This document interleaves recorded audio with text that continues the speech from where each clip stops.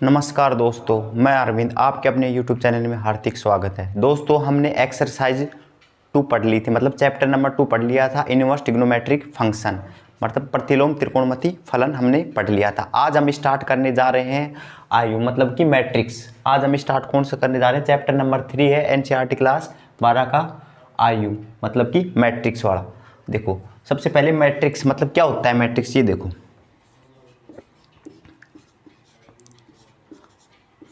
आयु क्या होती है? देखो मैट्रिक्स,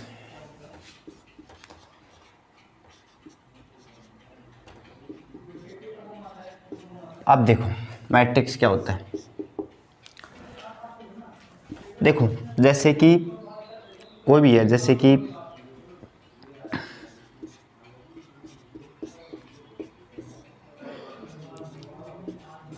सुनीता, सोनू और राधा, ठीक है। जैसे इनके पास है ना, जैसे पुस्तिका है, पुस्तिका और कलम,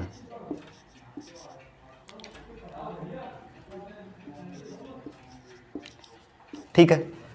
अब देखो, मान लो कि इसके पास में 6 पुस्तिका है, इसके पास 7 पुस्तिका है, इसके पास में 9 है, इसके पास मान लिया कि 3 कलम है, इसके पास 2 कलम है, इसके पास में 4 कलम है, ठीक है। ठीक है, इनके पास ये पुस्तिका है, ये कलम है। अब जैसे अब इसको हम कोई व्यवस्थित तरीके से करें, जैसे कि ये कर दिया, जैसे कि 6, 7, 9 और 3, 3, 2 और 4, ठीक है।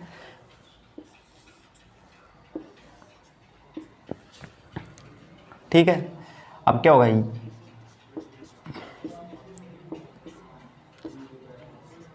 सुनीता, सोनू और राधा, ठीक है। पुस्तिका और कलम, ठीक है। अब ये मतलब क्या हो गया? ये 6 क्या है? सुनीता के पास में 6 पुस्तिकाएं हैं। ये 2 क्या है? सोनू के पास में 2 कलम है। मतलब कि एक प्रकार से व्यवस्थित कर दिया हमने इनको। जैसे ऐसे दे रखा था भाई, इतनी पुस्तक है, इतनी कलम है, इसको व्यवस्थित कर दिया। जो व्यवस्थित करते हैं वही क्या कहलाती है? हमारी मैट्रिक्स है। मतलब ये क्या हो गई हमारी एक प्रकार से मैट्रिक्स। तो मैट्रिक्स क्या होगी? मतलब कि एक व्यवस्थित तरीके से इनको व्यवस्थित कर दिया, मतलब जो भी जैसे पुस्तक और कलम इनको व्यवस्थित तरीके से कर दिया, तो ये क्या हो गया? हमारी ये मैट्रिक्स हो गई, ठीक है। अब देखो,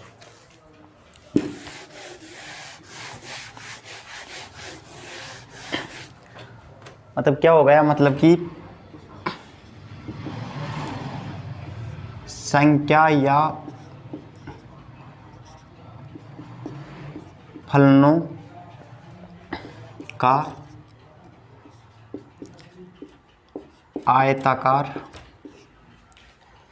आयताकार विन्यास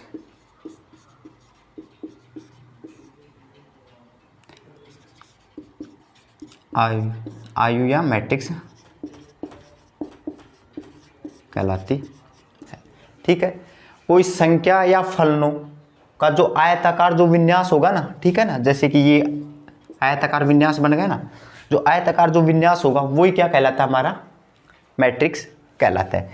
जैसे कि यहाँ कोई भी होगा, जैसे कि ये, जैसे कि मान लो कि A1, A2, A3, A22, A21, A22 और A23, A31, A32, A33, ठीक है। मतलब क्या होगा? ये आयताकार विन्यास हो गया हमारा। जो आयताकार विन्यास है ये क्या? हमारी मैट्रिक्स हो गई। देखो, जो ये है ना, जो ये ऐसे चल रही है, ये तो हमारी कहलाती है पंक्ति। क्या कहलाती है?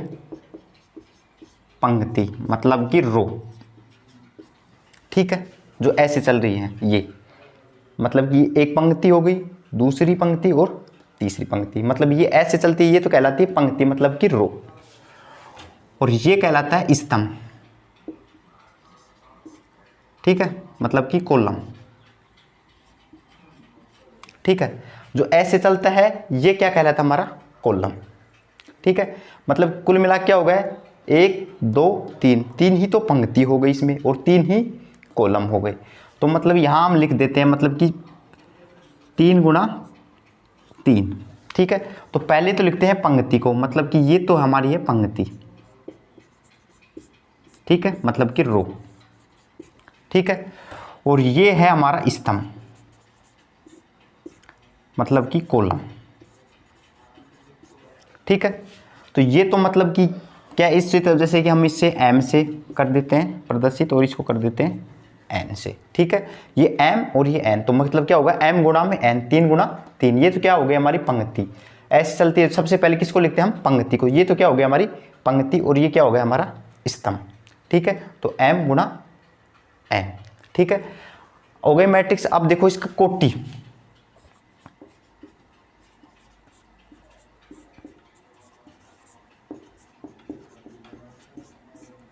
ठीक है, कोटि बोले तो मतलब कि ऑर्डर। ठीक है, अब देखो जो ये है ना, ये 3 गुणा 3 ये, ठीक है, जो ये 3 गुणा 3 है ना, यही कहलाती है हमारी कोटि। ठीक है, कोई भी कहे कि मैट्रिक्स ये दे रखा है, इस मैट्रिक्स की कोटि क्या है, तो जो ये 3 गुणा 3 मतलब जो पंक्ति और कॉलम को आपस में जो गुणा करने पर जो प्राप्त होगा ना, वो मतलब कि बस ये लिखना है 3 गुणा 3। ऐसे नहीं कि इसके बराबर में 3 गुणा 3 बराबर क्या लिख दिया 9, मतलब कि 9 इसकी कोटि हो गई, नहीं, बस 3 गुणा 3 मतलब कि कॉलम मतलब कि रो और कॉलम को आपस में गुणा करके लिखना है। ठीक है, वो तो हमारी क्या कहलाती है, कोटि। ठीक है, तो मतलब कि कोटि क्या होगी, जैसे कि कोटि मतलब कि ऑर्डर। ठीक है, क्या हो गया, मतलब कि इसका ऑर्डर m गुणा में n। ठीक है, ये जैसे कि मान लो कि ये m हो गया और ये n, मतलब जो ये अब ये हो गए।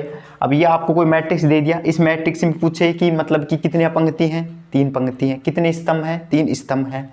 मतलब कि अब जिसकी ऑर्डर पूछे, ऑर्डर क्या होगा, पहले पंक्ति गुणा में स्तंभ, तो कॉलम मतलब कि रो इंटू कॉलम, तो कितने हैं 3 गुणा में 3, मतलब कि ये हमारी कोटि हो गई। ठीक है, ये तो हो गई मैट्रिक्स, ये मैट्रिक्स की क्या हो गई, ऑर्डर। अब हम करेंगे इनके प्रकार, ये प्रकार होते हैं इनके 7 प्रकार होते हैं, इन 7 प्रकार के बारे में हम इनके चर्चा करें। ठीक है,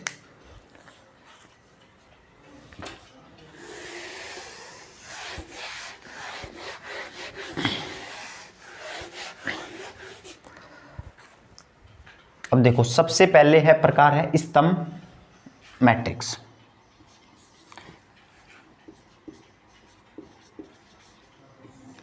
स्तंभ आयु मतलब कि कॉलम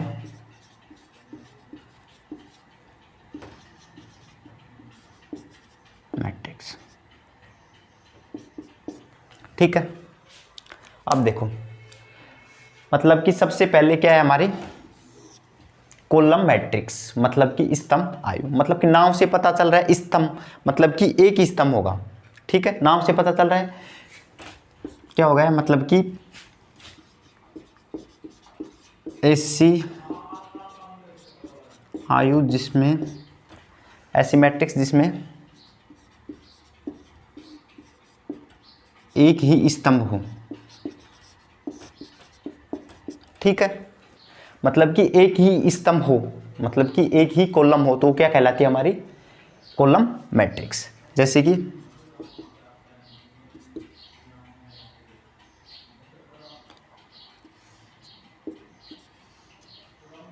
जैसे 2 3 5।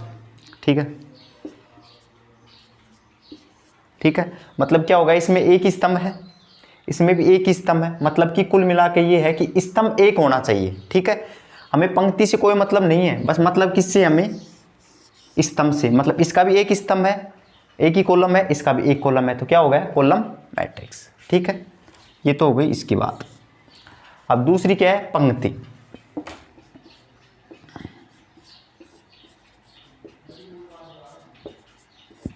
पंक्ति मतलब कि रो मैट्रिक्स।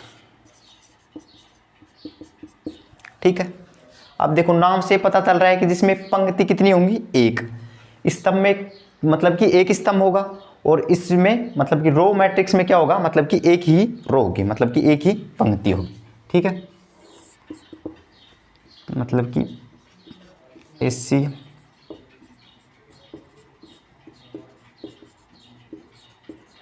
जिसमें एक पंक्ति हो,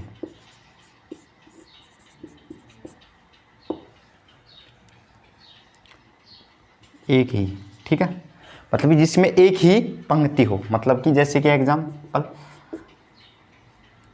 जैसे कि 3, 9 और 7, ठीक है, मतलब अब इसमें क्या होगी, एक ही रो होगी, ठीक है।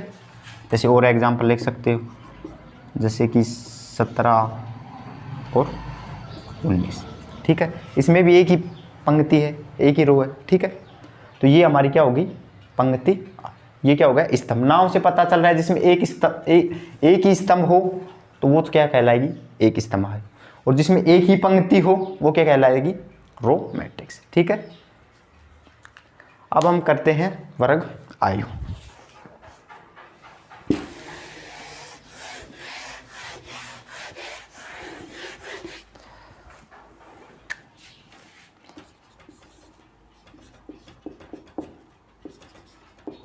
वर्ग आयु मतलब क्या होगा, स्क्वायर मैट्रिक्स,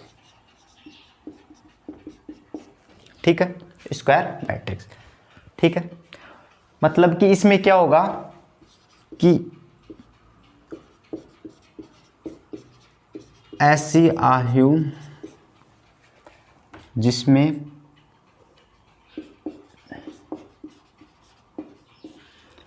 क्या है, पंक्ति व स्तंभ, ठीक है, मतलब कि रो और कॉलम समान हो, ठीक है, जिसमें रो और कॉलम दोनों अगर समान हैं तो क्या कहलाएगी हमारी, स्क्वायर मैट्रिक्स, ठीक है। जैसे कि ये है, जैसे 3, 5, 7 और 9, ठीक है। अब देखो इसमें पंक्तियां कितनी हैं, मतलब रो कितनी हैं, 1 और 2, ठीक है।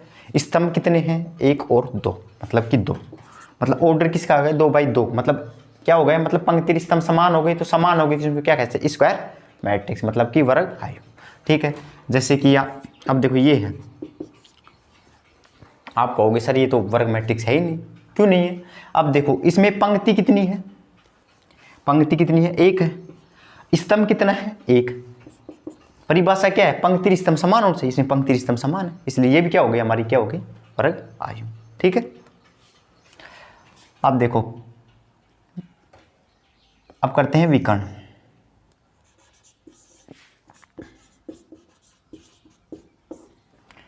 विकर्ण आयु मतलब कि डायगोनल मैट्रिक्स,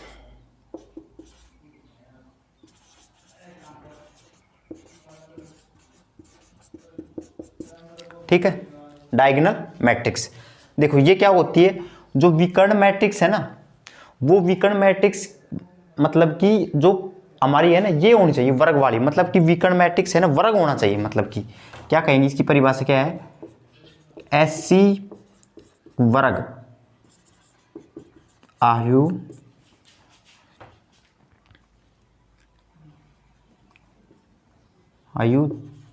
जिसमें विकर्ण के अलावा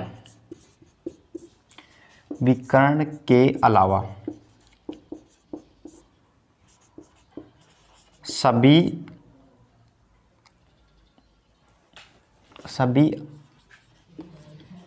अवयव शून्य हो, ठीक है। मतलब ऐसी वर्ग आयु जिसमें विकर्ण के अलावा सभी अवयव शून्य हो, मतलब वो होगी ऑर्डर, मतलब कि ऑर्डर उसके समान होना चाहिए, ठीक है। जैसे कि एग्जाम्पल देखो क्या कहा, मतलब कि जो विकर्ण है, जैसे विकर्ण देखो, जैसे कि ये मैंने ले लिया 5, 6 और 7, अब जो बच गए इसके अलावा सभी है ना अवयव शून्य होने चाहिए, मतलब कि ये भी शून्य हो गए, ये 0, 0, 0 और 0, ठीक है। अब देखो वर्ग मतलब वर्ग आयु मतलब क्या होगी, मतलब इसकी कोटर समान हो जाए, मतलब पंक्ति और स्तंभ समान होने चाहिए। देखो पंक्ति 1, 2, 3 है, इसमें स्तंभ भी कितने हैं, 3 है, तो 3/3 का हो गया, मतलब कि समान हो गया, तो मतलब क्या हो गया, वर्ग आयु होगी। अब देखो विकर्ण के अलावा ये विकर्ण हो गया हमारा, ऐसे ये विकर्ण हो गए ना, 5 6 7, इसके अलावा सभी शून्य है, तो उसको क्या कह देंगे, विकर्ण आयु। ठीक है, विकर्ण के अलावा जो भी बच जाएंगे वो क्या हो जाएगा, शून्य। मतलब कि वर्ग होना चाहिए, जैसे कैसे नहीं है कि जैसे कि 7 0 5 3 ना 0 और 0 और 9, इसको नहीं कह सकते आप विकर्ण आयु। क्यों नहीं कह सकते, क्योंकि इसमें ये समान नहीं है पंक्ति, क्योंकि इसमें देखो 1 2 और 3 तो पंक्ति हैं, और स्तंभ कितने हैं, 1 और 2। पंक्ति और स्तंभ समान नहीं है तो हम इसको ये कहेंगे नहीं। मतलब पंक्ति और स्तंभ दोनों समान होने चाहिए, और उसके अलावा जो विकर्ण के अलावा जो अवयव बचेगा वो क्या होना चाहिए, हमारा शून्य। ठीक है, ये हमारे क्या हो गए, विकर्ण आयु। मतलब कि ये नहीं होगा। ठीक है,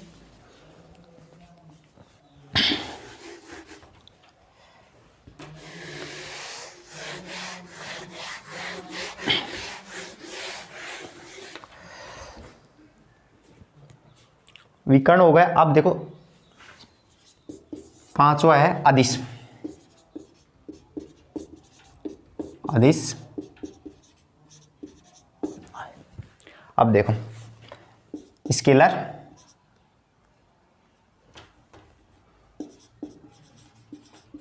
स्केलर मैट्रिक्स। ठीक है, अब देखो अदिश आयु क्या होती है, देखो अब इसमें क्या होगा, ऐसा विकर्ण आयु,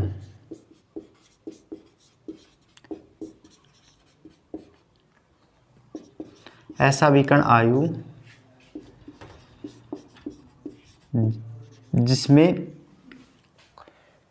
जिसमें विकर्ण है ना, देखो एक देखो अदिश है, मतलब कि जो होगा ना हमारा जो विकर्ण आयु जिसमें कर्ण, जो विकर्ण होगा जिसमें विकर्ण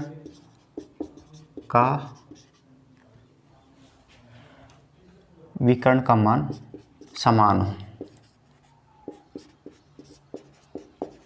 ठीक है, क्या हो गई इसकी परिभाषा, ऐसा विकर्ण आयु जिसमें विकर्ण का मान क्या हो, समान हो।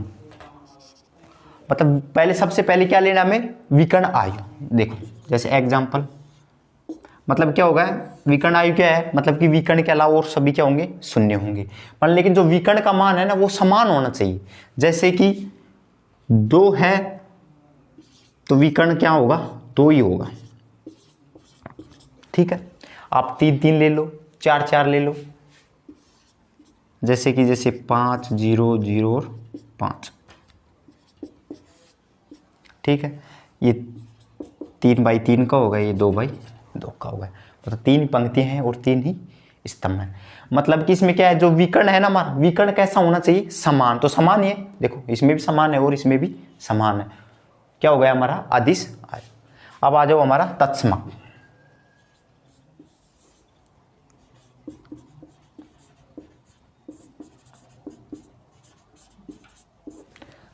तत्समक आइडेंटिटी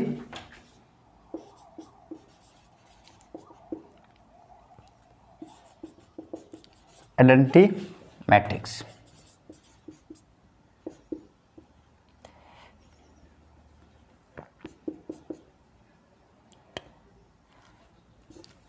अब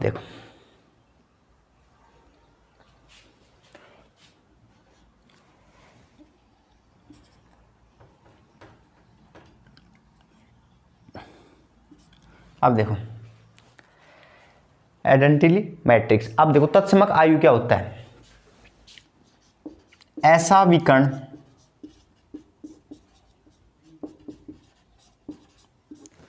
आयु जिसमें,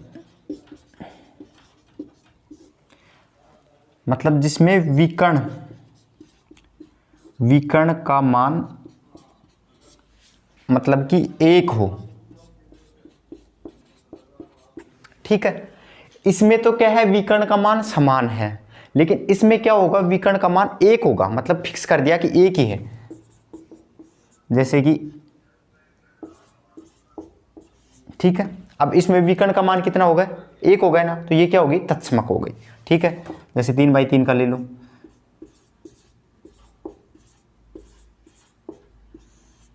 ये 3/3 का होगा, ये 2/2 का होगा। ठीक है, अब देखो इसमें भी मतलब कि विकर्ण का मान कितना है, एक एक है, मतलब विकर्ण का मान क्या है, एक ही होना चाहिए। और इसमें क्या है, समान होना चाहिए, मतलब कि 2 है तो 2 2 हो, 3 हो तो 3 3, 4 है तो 4 4, जैसे कि 10, ठीक है ऐसे। पर लेकिन इसमें विकर्ण का मान हमेशा क्या होगा, एक ही होगा। मतलब आप क्या कह सकते हो कि जैसे कि ये है ना, इसको आप क्या कह सकते हो, अदिश मैट्रिक्स भी कह सकते हो, क्योंकि विकर्ण का मान समान है इसमें, सभी विकर्ण का मान। लेकिन आप इसको नहीं कह सकते तत्समक आयु, क्यों नहीं कह सकते, क्योंकि इसमें विकर्ण का मान एक नहीं है। इसको कह सकते हैं लेकिन इसको नहीं कह सकते। तो दोनों परिभाषा में क्या फर्क है, इसमें तो क्या है, विकर्ण का मान समान होगा और इसमें विकर्ण का मान एक होगा, मतलब कि फिक्स कर दिया एक, यहां भी एक है, यहां भी एक है और यहां भी एक है, ठीक है। ये तो हो गई हमारी तत्समक आयु। अब लास्ट बच गई शून्य मैट्रिक्स, मतलब जीरो मैट्रिक्स।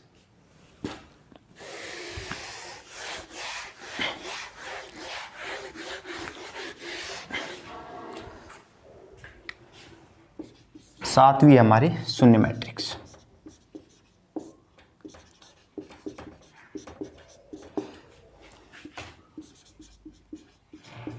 जीरो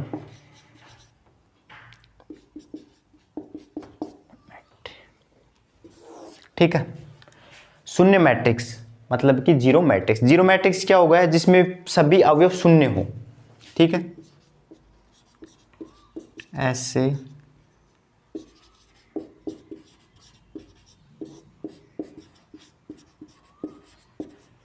जिसमें सभी अवयव शून्य हो, ठीक है। मतलब इसमें क्या है कि सभी अवयव शून्य होंगे, मतलब शून्य होंगे तो कैसा होगा, शून्य मैट्रिक्स। नाम से पता चल रहा है शून्य है तो सभी अवयव कैसे होंगे, शून्य, जीरो मैट्रिक्स, ठीक है। सभी अवयव शून्य हो गए,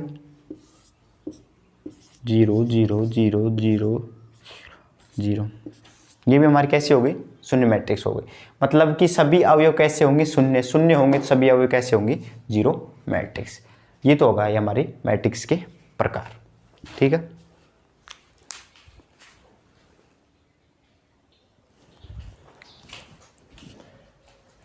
देखो हमने मैट्रिक्स पढ़ ली, मैट्रिक्स के प्रकार पढ़ ली। अब हम करते हैं क्वेश्चन इसके ऊपर। ये एक्सरसाइज 3.1 है। अब इसके ये पहला क्वेश्चन है। देखो मैंने आयु हमको बता दी, जैसे इसको प्रदर्शित करते हैं, मतलब कि मैट्रिक्स को,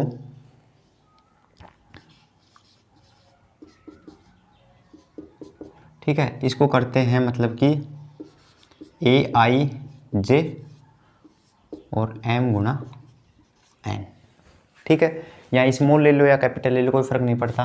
मतलब कि ये A और IJ, मतलब कि I क्या है यहाँ पर, जैसे कि मतलब कि ये तो हमारी क्या हो गई, ऑर्डर, मतलब कोटि हो गई। ये मतलब कि ये पहली पंक्ति, ये पंक्ति और स्तंभ, मतलब I और J क्या हो गया, पहली पंक्ति और स्तंभ, ये हमारी क्या होगी, कोटि, ठीक है। इसको ऐसे प्रदर्शित करते हैं मैट्रिक्स को, ठीक है। अब देखो सबसे पहले प्रश्न देखो, अब देखो इसमें क्या है, आयु की कोटि पूछ रहा है, मतलब मैट्रिक्स की कोटि कितनी होगी, ठीक है, मतलब कि कोटि। अब देखो कोटि मैंने क्या बताया था, M गुणा में N। अब देखो M गुणा N मतलब कि पंक्ति और स्तंभ। अब देखो पंक्ति मतलब रो कितनी है, 1 2 और 3, 3 तो रो हो गई, तो मतलब कि पंक्ति कितनी हो गई, 3 गुणा। अब कॉलम देखो, मतलब स्तंभ कितने हैं, 1 2 3 और 4, मतलब कि 4 हो गए तो 4, तो ये 3/4 का मैट्रिक्स हो गया। मतलब कि 3 तो पंक्ति हैं और 4 स्तंभ, ये क्या है इसकी ऑर्डर, मतलब कि कोटि, ठीक है। अब देखो दूसरा प्रश्न है, मतलब कि अवयवों की संख्या,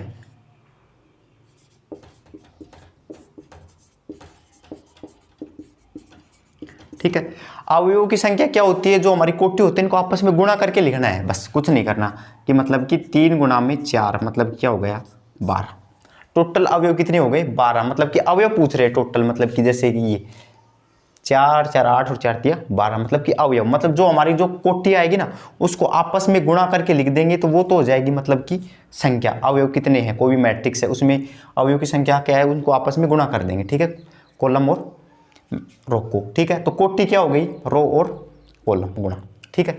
अब देखो तीसरा प्रश्न है, पहले का तीसरा क्या है, इसमें क्या है, A3 पूछ रहा है, A13, ठीक है, A13, ठीक है, मतलब क्या हो गया, पहली पंक्ति और तीसरा स्तंभ। पहली पंक्ति को लिखते हैं बाद में स्तंभ, तो मतलब पहला पंक्ति और तीसरा स्तंभ, मतलब ये पंक्ति और स्तंभ। तो पहला पंक्ति और तीसरा स्तंभ देखो, पहली पंक्ति हमारी ये है, इसमें तीसरा स्तंभ देखो 1 2 और 3, पहली पंक्ति तीसरा स्तंभ क्या है 19, तो कितना आ जाएगा 19। ठीक है, अब देखो दूसरा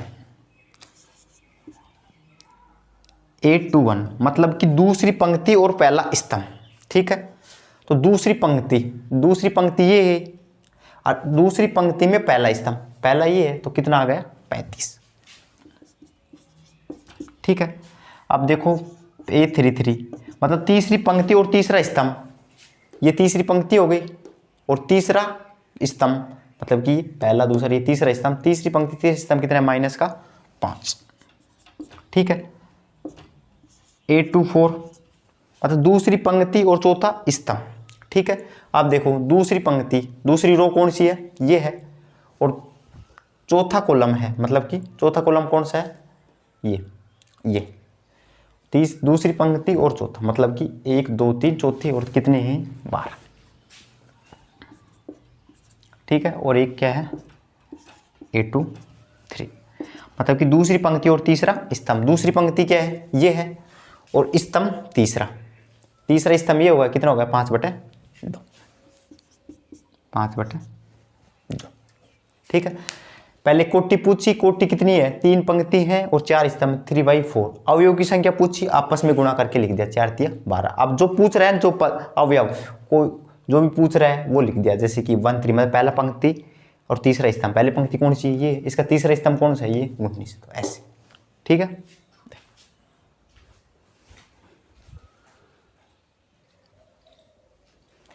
ठीक है, हमारा पहला क्वेश्चन हो गया। अब देखो दूसरा क्वेश्चन है। दूसरा क्वेश्चन कह रहा है कि यदि किसी आयु में 24 तो अवयव हैं, ठीक है, और मतलब 24 अवयव है, इसकी कोटि क्या होगी। ठीक है, और उससे आगे कह रहा है कि इसमें 13 अवयव हैं, तो उसकी कोटि क्या होगी। देखो, तो पहला कह रहा है अवयव कितने हैं, मतलब कि अवयव कितने हैं 24 है। ठीक है, 24 अवयव है, तो इसकी कोटि क्या क्या संभव हो सकती है। देखो 24 अवयव है तो कोटि ऑर्डर। अब देखो 24 है, 24 के जैसे फैक्टर करके देखो, देखिए 24 को क्या लिख सकते हैं 24 गुणा 1, या कर सकते हैं 12 गुणा 2। ठीक है, या कर सकते हैं 6 गुणा 4। ठीक है, या कर सकते हैं 8 गुणा 3। ये फैक्टर हो सकते हैं इसके, बस 24 गुणा 1, 12 गुणा 2, 6 गुणा 4 और 8 गुणा 3। ठीक है, अब इनको जरूर थोड़ी 1 गुणा 24 भी लिख सकते हैं। ठीक है, या 4 गुणा 6 भी लिख सकते हैं, और 2 गुणा 12 भी लिख सकते हैं, और 3 गुणा 8 भी लिख सकते हैं। ठीक है, तो ये कितने, मतलब कि ये 1 2 3 4 5 6 7 और 8, मतलब कि इसकी 8 कोटियां संभव है। अगर अवयव 24 है तो इसको 24 गुणा 1, मतलब कि 24 तो इसकी पंक्ति हो जाए और 1 स्तंभ हो जाए, तो इसको उल्टा भी लिख सकते हैं, मतलब कि क्या होगा, मतलब एक ही पंक्ति हो और 24 स्तंभ हो, मतलब आपस में इसका उल्टा भी लिख सकते हैं, मतलब 24 गुणा 1 भी लिख सकते हैं, 12 गुणा 2 भी लिख सकते हैं, और 6 गुणा 4 भी लिख सकते हैं, और 8 गुणा 3 भी लिख सकते हैं। ठीक है, अब देखो आगे कह रहा है कि 13 अवयव हैं। अब आगे कह रहा है कि अवयव कितने हैं 13। ठीक है, अवयव 13 है, तो अब इसकी कोटि क्या होगी। ठीक है, तो क्या होगी कोटि, इसको 13 क्या लिख सकते, 13 गुणा 1 या 1 गुणा 13। ठीक है, तो 13 गुणा 1 या 1 गुणा 13, तो मतलब कि इसकी 2 कोटियां संभव है, 13 गुणा 1 और 1 गुणा 13। ठीक है, ये होगी कोटि। अब देखो क्वेश्चन नंबर 3 है, उसमें क्या कह रहा है कि इसमें जो अवयव हैं उसमें दे रखे हैं अब है 18। ठीक है, और उसकी अब इसकी कह रहा है मतलब 5 की ओर पूछ रहा है, मतलब कि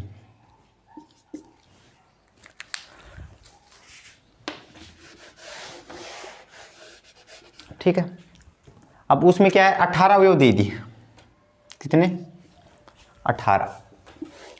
अब देखो 18 के फैक्टर करके देखो, 18 गुणा 1 लिख सकते हैं। ठीक है, या 6 गुणा 3 लिख सकते हैं, 6 3 18 हो गई, या फिर 9 गुणा 2 लिख सकते हैं, बस 18 के ये होंगे। अब इनको आपस में और कर दो, पंक्ति को स्तंभ बना दो, स्तंभ को पंक्ति, मतलब 1 गुणा 18 भी लिख सकते हैं, 3 गुणा 6 भी लिख सकते हैं, और 2 गुणा